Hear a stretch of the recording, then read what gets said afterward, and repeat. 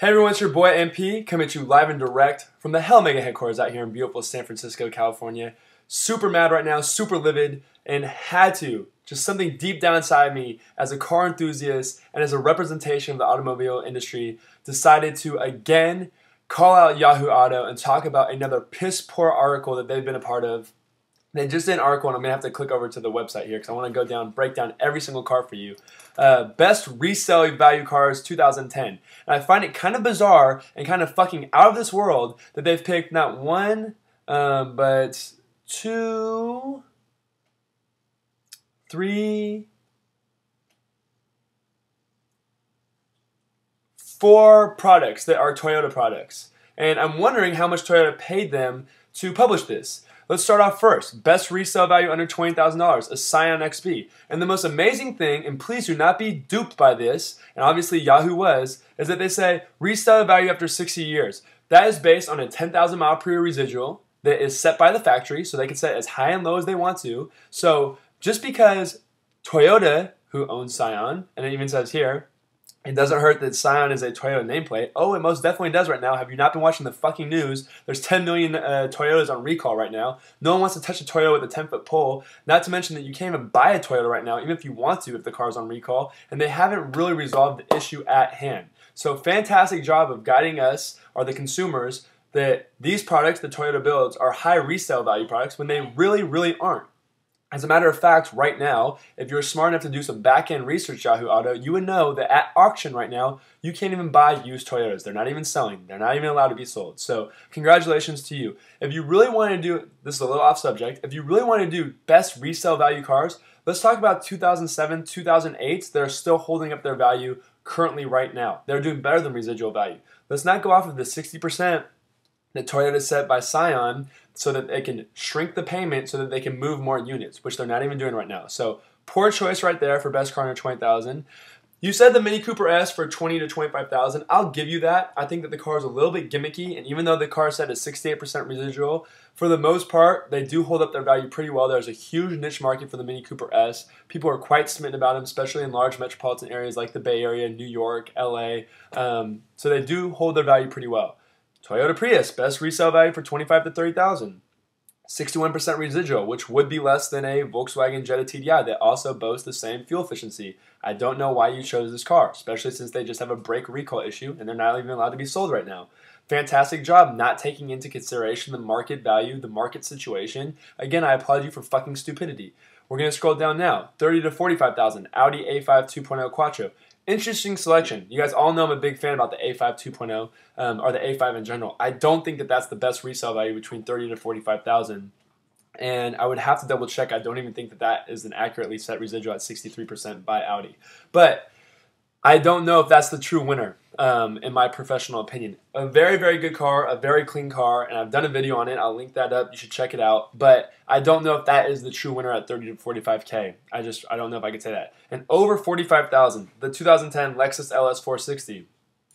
Another Toyota product. I don't think so. I don't think that this is the best resale value. It does have a 59% residual, which is very strong for a high-end luxury good, but I don't think this is the clear-cut favorite, especially when you take on how they're moving on the market right now. Questionable. This is probably the most best-fitting out of the Toyota and Lexus products to place this somewhere in there. The other ones are obviously a joke. This might do, but I don't think that this is the winner when you take into consideration that Lexus is soon to have even more recall issues. Lexus has recall issues, I believe, with the ES right now, and I'm sure the LS is soon to follow. The Camaro, this might be a good pick actually for a sports car, just because right now there still is tons of demand on the Camaro. I don't think it will hold up over the next 3 to 5 years. I absolutely don't. I think right now it's a strong pick, and again, that's why this is a fucking bullshit article, because currently demand is high. It's a super hot car. There's a waiting list. So I can see where you're coming from with this, but let's see what this car is doing 3 years from now. I don't think with the fuel economy they get 16 miles per gallon and 24 miles per gallon on the highway, with the way technology is evolving, I don't think this is even a consideration piece 3 years from now, and I definitely don't think 3 years from now it has a 62% residual. So for the most part, poor choice. Understandable where you're coming from, but definitely not the sure and winner. Honda, for resale value for small crossover SUVs, I'll give it to them because Honda has a huge customer loyalty, great following. The BMW X5 35D, that would be the diesel version.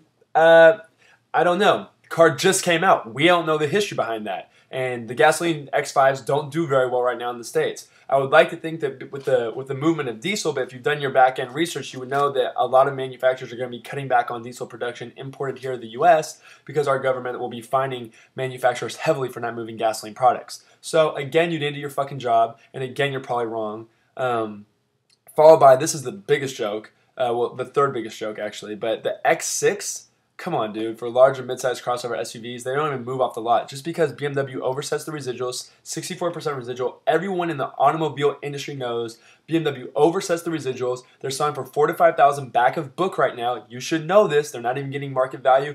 They are not selling at their residual value right now on the market. And you're talking about a product that isn't even selling well, fresh off the lot, and you're going to tell me that's going to be the best resale value 3 years from now?